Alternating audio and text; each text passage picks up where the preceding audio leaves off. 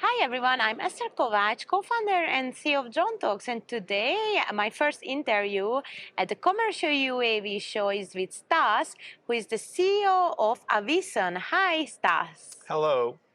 So I just learned recently that the company relocated to Switzerland where DroneTalk based as well. So I'm very excited to have this interview.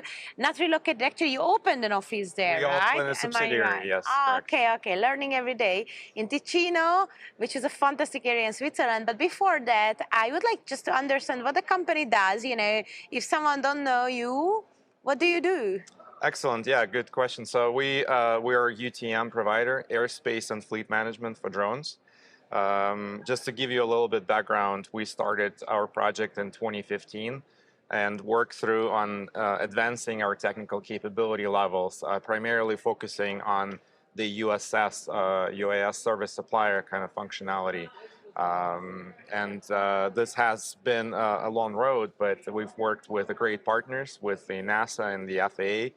And by 2019, we released our first product and provided demonstrations and deployments of the UTM system here in the US. Also, we became a certified provider of the land services. So we've been here in the US providing services to our customers, and we're looking to expand into the European market at this point. Sounds amazing. So, how did I became you open the UTM company? Just out of interest, I always ask this from everyone, like because it's such a new area. So, did you have experience with aviation, or how did you come to the conclusion to have your own company? Yeah, so we back in prior to 2015, we're excited about the opportunities that the drones and robotics kind of offers for the future, and we started looking at different applications of that. And some of our team members had experience in manned air traffic control systems and simulation software. I myself had experience in service-oriented architecture, so we started kind of putting ideas behind, what would we like to achieve in the future, and we settled on enabling the infrastructure for this eco-friendly highway in the sky kind of concept, and that's where it kind of took off. Sounds amazing. And we had this corridor chat before we started the interview, and you mentioned you already worked in a few harmonization projects with an already existing infrastructure, with ATM, UTM harmonization, project with AAM solutions. So can you share something exciting about that? What did you do? Yeah, it's been very exciting work for the past couple of years. We are kind of advancing towards the world of advanced air mobility, urban air mobility. Based on the ConOps, and I'm sure you've known a lot of that and explored that in the past. But for instance, Noble this year was the concept of corridors, right? So those are designated airspace volumes that kind of support the advanced air mobility applications. This involves also communication between the pilot in command, remote pilot in command, with the air traffic control systems. And this is all managed by the PSU provider of services for UAM, right? So the communication and harmonization of the communication is happening through the corridors and managed by the PSU from takeoff to landing. And that involves also like handoffs between the controlled airspace and PSU when you enter or exit the corridors. So a very exciting topic. Another kind of application of the technology was the integration of UTM with the ground infrastructure.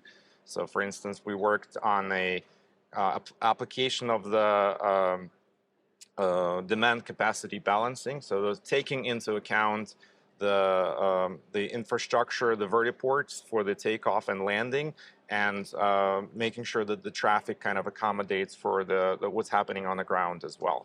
So. Oh, that's super exciting because actually we have a hot topic now. Drone talks about smart cities and how smart cities can, harmonize or get the UTM, AAM drone solution to their everyday life. And did you connect with some city planners, or did you connect with some cities, or did you have any experience on this side?